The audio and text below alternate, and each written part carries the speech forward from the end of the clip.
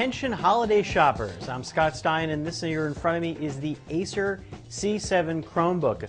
Now you may be looking for a bargain basement laptop, and at $199 this may be one of the cheapest options you find at a store. But be forewarned, this is not any normal laptop, this is a Chromebook. In case you're not already familiar, it's Google's funny, funky side experiment, I would call it, in the realm of laptop-like devices that browse the web, but do it through a very focused channel. It really isn't a full-fledged device like a laptop, although it can do a lot of the things that it can, like email, web documents, even offline document editing, built into a device that, again, looks a lot like a netbook.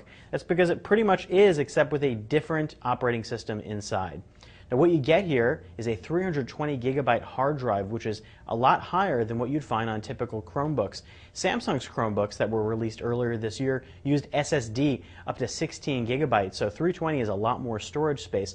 But you can't dive into it the way that you can with a normal laptop. And what are you really storing on it? Well, it'll be more like downloaded movies, side-loaded movies, videos, pictures, that type of stuff, music files. And accessing them, you can definitely play them, and you can play them when it's offline, but it's going to feel a little more like a very simple directory of files than anything that feels like a normal Windows-based operating system. Now, there are downsides to this device. Number one, the battery life, which is maybe as low as 2.5 hours and maybe upwards of 3 depending on how you tweak your settings. That's really a lot lower than any tablet that's out there.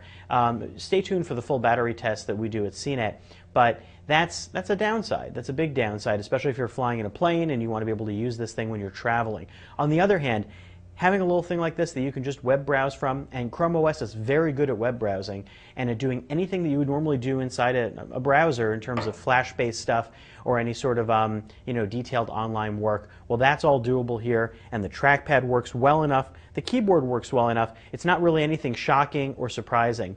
There's an Intel Celeron processor in here, 2 gigs of RAM, but again, that's relative because the operating system is tuned to be much faster responding and quicker startup than your average laptop. And you do have Ethernet ports here, you've got HDMI, you've got USB, that full component. No Bluetooth, but you do have Wi-Fi, obviously, for getting online.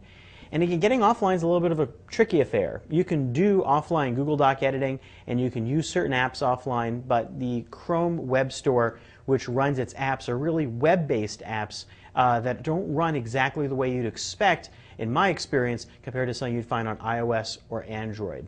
All told, you're kind of getting what you pay for here. This is a $199 device that could be great in a home that just wants to surf the web and doesn't like the idea of a tablet, but don't expect anything like a bargain basement laptop here. This is a very different beast with a battery life that bears noting. I'm Scott Stein, and that's a look at the Acer C7 Chromebook.